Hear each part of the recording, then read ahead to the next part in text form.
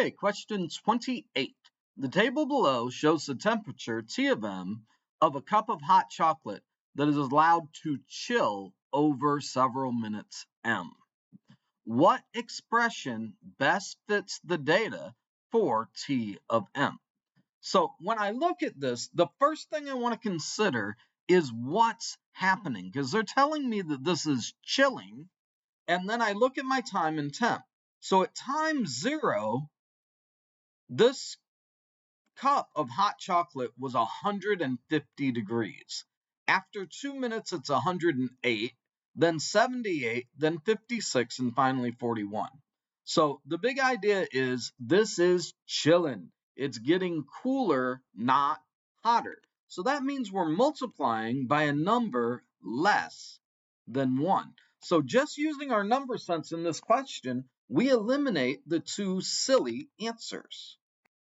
2 and 4 do not work for us because both of those are going to represent growth. That means that this cup of hot chocolate is sitting there getting hotter instead of cooler, and that justifies logic. Now, the second thing I want to do is I want to write my expressions in terms of x. So rather than have that t, I'm going to use x because I want to graph these in my graphing calculator. So I'll start with choice number 3. Home screen, new doc, say no, and add a graph page. So we know we start at 150. That's our initial temperature. And we're going to multiply by 0.85 to the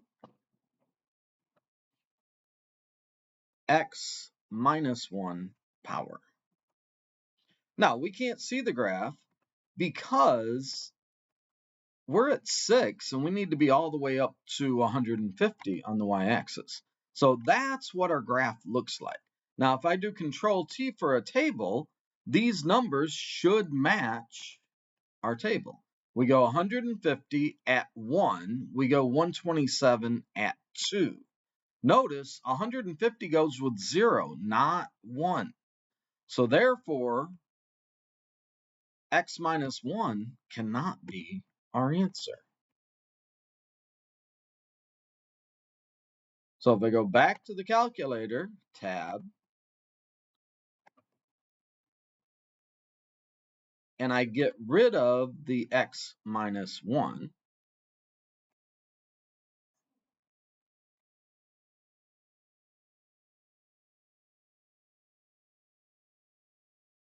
and just put to the x power, notice our table instantaneously changes. Now 0 goes with 150, 2 goes with 108, 4 goes with 78, 56, and 41, just like it should, which means choice number 1 is the correct expression for question number 28.